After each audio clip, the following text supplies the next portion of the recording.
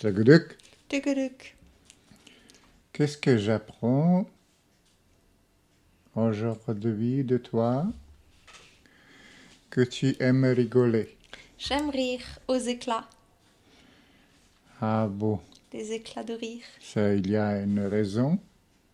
Oui, oui, oui, Hmm.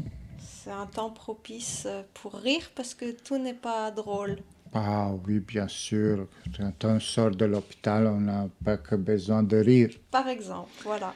Oui, oui, bientôt le cercueil, Non. tout. Tuguduk.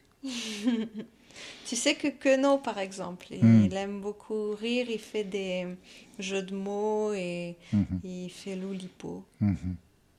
Tu vois, si tu veux bien, peux te lire le début des Fleurs bleues. Est-ce je choix? Bah oui, si tu dis non, je le fais pas. Est-ce je choix? Est-ce je choix? Je choix? Oui, tu peux lire. Je peux, merci. Soit choix. Je choix, oui. Oui?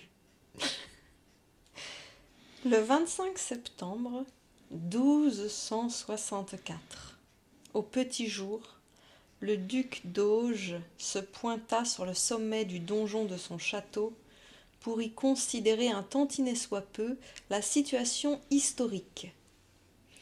Elle était plutôt floue. Des restes du passé traînaient encore çà et là en vrac. Sur les bords du rue voisin campaient deux huns. Non loin d'eux, un Gaulois, Éduenne peut-être, trempait audacieusement ses pieds dans l'eau courante et fraîche.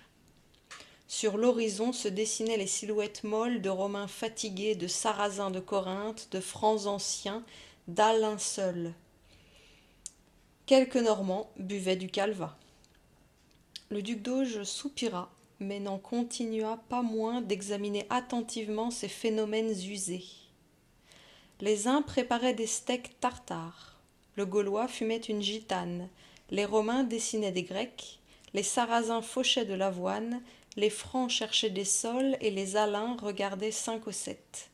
Les Normands buvaient du calva. Tant d'histoires, dit le duc d'Auge au duc d'Auge, tant d'histoires pour quelques calembours, pour quelques anachronismes. Je trouve cela misérable. On n'en sortira donc jamais. Fasciné, il ne cessa, pendant quelques heures, de surveiller ces déchets se refusant à l'émiettage, puis, sans cause extérieure décelable, il quitta son poste de guet pour les étages inférieurs du château, en se livrant au passage à son humeur qui était de battre. Il ne battit point sa femme parce que des feintes, mais il battit ses filles au nombre de 3, il battit des serviteurs, des servantes, des tapis, quelques fers encore chauds, la campagne, monnaie, et, en fin de compte, ses flancs. Tout de suite après, il décida de faire un court voyage et de se rendre dans la ville capitale en petit arroi, accompagné seulement de son page Mouscaillot.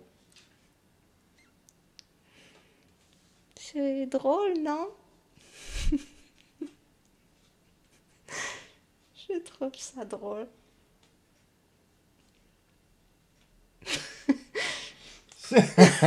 C'est pas pardon, j'ai tellement ri que de l'intérieur que je n'arrive pas à me rire.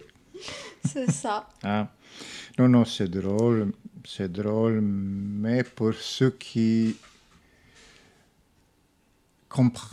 comprennent, tu vois, pour rire, il faut Oui, comprendre c'est ça. ce qu'il dit. C'est ça. C'est-à-dire que l'auteur laisse une part d'interprétation au lecteur.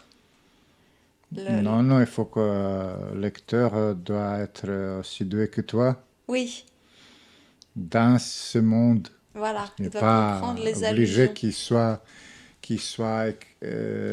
Oui, spécialiste, mais qu'il... qu'il comprenne les jeux oui, de mots. oui, oui, Exactement. bien sûr.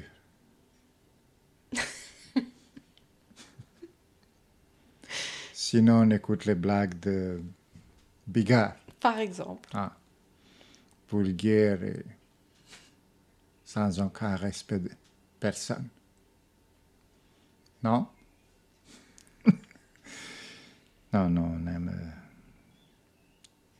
blaguer quand c'est Blaguer. possible. rire, sourire. Merci Delphine. Merci à toi.